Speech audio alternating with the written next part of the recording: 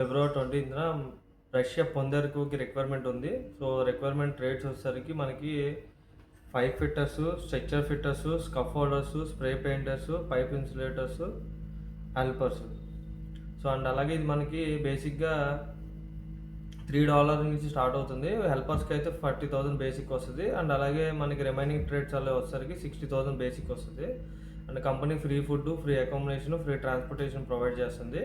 కంప్లీట్‌గా ఇది మనకి 22-45 ఏజ్ లిమిట్ వాళ్ళు ఎవరైతే ఉన్నారో వాళ్ళు ఎలిజిబుల్.